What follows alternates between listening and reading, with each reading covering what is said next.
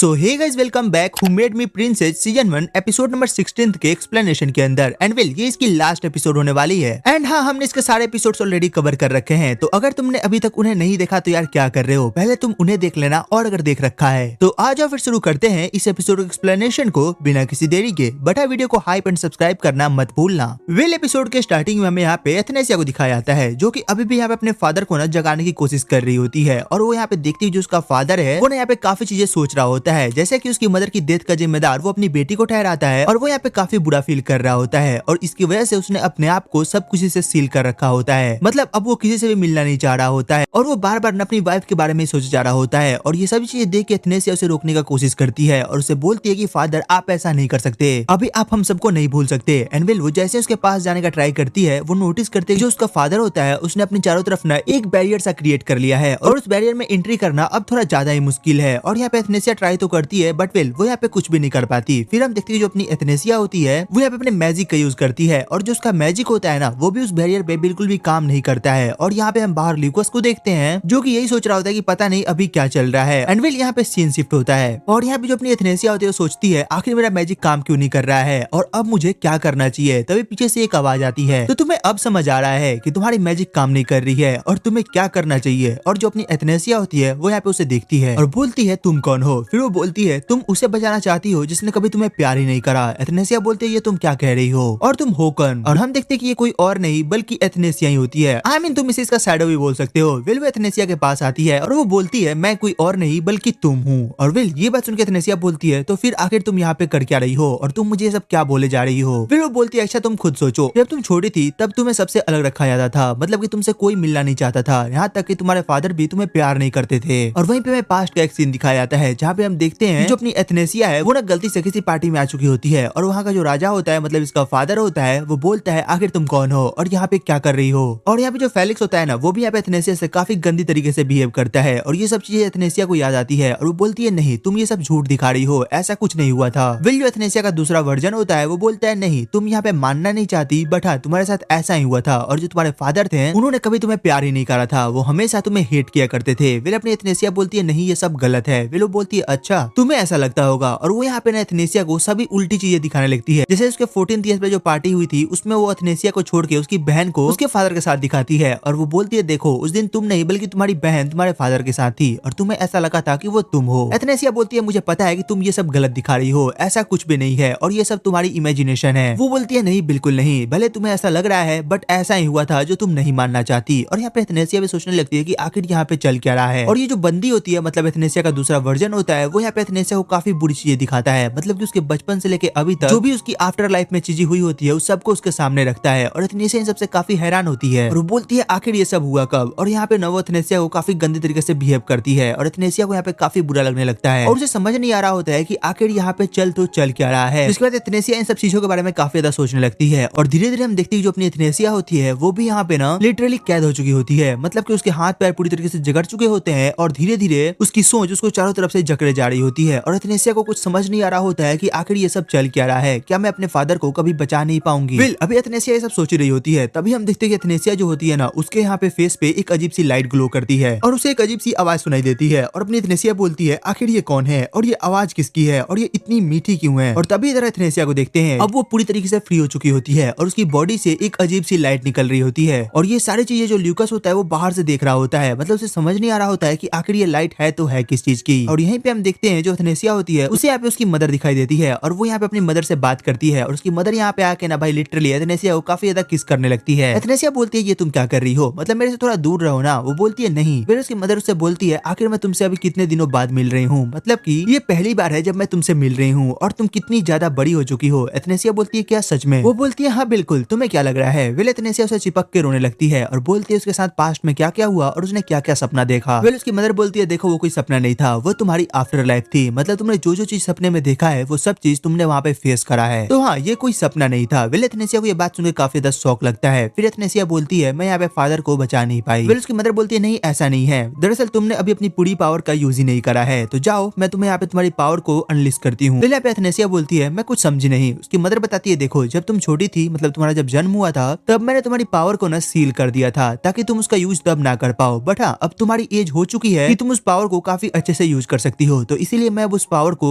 Unlist करती हूँ और उस सील को हटा रही हूँ। एंड इतना कहके ना वो उस सील को हटा देती है और कहती है अब जाओ और अपने फादर को जगाओ। इतना कहके वो वहाँ से चली जाती है और यहाँ पे हम एथनेसिया को देखते हैं जिसको अब यहाँ पे एक काफी अच्छी पावर मिल चुकी होती है और वो यहाँ पे अपनी पावर के यूज से एक एरो को समन करती है और यहाँ पे वो उस एरो और बो की हेल्प से जो उसके फादर ने बैरियर क्रिएट करा था उसे वो तोड़ देती है और यहाँ पे ना काफी तगड़ी एनर्जी रिलीज होती है और जो अपना ल्यूकस होता है वो बाहर से सब देख रहा होता है और वो बोलता है इतनी पावरफुल एनर्जी आखिर ये आ कहाँ से रही है। क्या इसका मतलब ये है कि जो मैजिक की सील थी वो टूट चुकी है। और तभी यहाँ पे हम एथनेसिया को देखते हैं जो कि यहाँ पे अपनी मॉम को थैंक्स बोलती है और बोलती है मैं अब कभी भी हार नहीं मानने वाली हूँ। एंड इधर हम देखते हैं कि जो उसका बैरियर होता है मतलब कि जो उसके फादर ने बैरियर क्रिएट करा था वो पूरी तरीके से टूट चुका होता है और जो एथनेसिया होती है अब उस बैरियर के अंदर जा चुकी होती है और वो अपने फादर को बोलती है कि फादर आप अकेले नहीं हो, मैं आपकी बेटी हूँ। मतलब वो उसे उसकी मेमोरीज को रिकॉल करवाती है और जो उसका फादर होता है वो भी इसे देखता है और अपनी एथनेसिया बोलती है अब जो आपका नाइटमेयर था वो पूरी तरीके से खत्म हो चुका है, तो अब आप हमारे साथ चलिए। और जो भी इसका फादर होता है ना वो इसे काफी ध्यान से देख रहा होता है और इसके फादर को भी ना सभी चीजें याद आने लगती है। मतलब कि एथनेसिया के बचपन से लेके अभी तक की जितनी भी यादें थी इसे सब कुछ धीरे धीरे समझ आने लगता है और ये बोलता है हाँ मैं तुम्हें जानता हूँ। और तभी हम देखते हैं कि एथनेसिया इसके करीब आ चुकी होती है और इसे यहाँ से लेके चली जाती है। एंड यहाँ पे सीन शिफ्ट होता है और हम देखते हैं कि फाइनली ये दोनों यहाँ पे उस ट्री से बाहर आ चुके होते हैं और ये लोग यहाँ पे बेहोश होते हैं और यहाँ जो ल्यूकस होता है वो इन दोनों को सुला रखा होता है। यहाँ पे सीन शिफ्ट होता है और हम देखते हैं एथनेसिया को जो कि ये काफी ही अजीब जगह पे होती है और काफी अकेली होती है और वो बोलती है ये क्या है, आखिर मैं कहाँ हूँ और ये इतनी अजीब जगह क्यों है। और तभी हम देखते हैं कि यहाँ पे पीछे से ल्यूकस बोलता है कि ओह तुमने यहाँ पे काफी अच्छा काम करा, मुझे काफी खुशी हुई कि तुमने ये सब अकेले ही संभाल लिया, मुझे नहीं लगा था कि तुम वहाँ पे काफी जल्दी आ पाओगी। मतलब सच कहूँ तो मुझे तो थोड़ी देर के लिए ऐसा लगा था कि शायद अब तुम भी वापस ना आ पाओ, बट हाँ तुमने काफी अच्छा काम किया है। विल ये बोलती है वो सब तो ठीक है बट हम है कहाँ। ये बोलता है तुम अभी सपने में हो। ये बोलती है क्या, वैसे पापा कैसे हैं। ये बोलता है हाँ वो बिल्कुल ठीक है और मैंने उन्हें अभी पैलेस में भी भेज दिया है। ये बोलती है ये तुमने काफी अच्छा करा। ये बोलता है हाँ बिल्कुल। और फिर यहाँ पे बोलता है देखो तुमने जो भी काम करा वो काफी सही था बट तुम्हें पता है मैं ना पहले एक पुराने टावर में रहा करता था। और ये ना अपनी सारी कहानी उसे बताता है और फिर बोलता है दरअसल जो असली प्रॉब्लम है उसकी वजह हम नहीं जान पाए हैं। मतलब जो भी कुछ तुम लोगों के साथ हुआ वो क्यों हुआ और कैसे हुआ इसका हमें अभी तक अच्छे से पता नहीं है। और तुम्हें पता होना चाहिए कि जो मेरी मैजिक है वो अभी तक रिकवर नहीं हुई है। मतलब उसे रिकवर होने में थोड़ा टाइम लगेगा क्योंकि मैं तुम्हारी तरह नहीं हूँ, तो जब तक वो रिकवर नहीं होती तब तक मैं तुम्हारे पास नहीं आने वाला। और इतना बोल के वो वहाँ से जाने लगता है और फिर बोलता है एथनेसिया तुम अपना ख्याल रखना। एंड विल इतना बोल के वो वहाँ से चला जाता है बट एथनेसिया उसे रोकने की ट्राई करती है और बोलती है आखिर तुम जा कहाँ रहे हो और तुम कब तक आओगे। और वो इसे यही सब चीजें पूछ रही होती है और आखिर तुम जा क्यों रहे हो, बहुत सी ऐसी चीजें हैं जिसके बारे में मैं तुमसे बात करना चाहती हूँ। और बस ल्यूकस एक ही चीज बोलता है एथनेसिया मेरा इंतजार करना।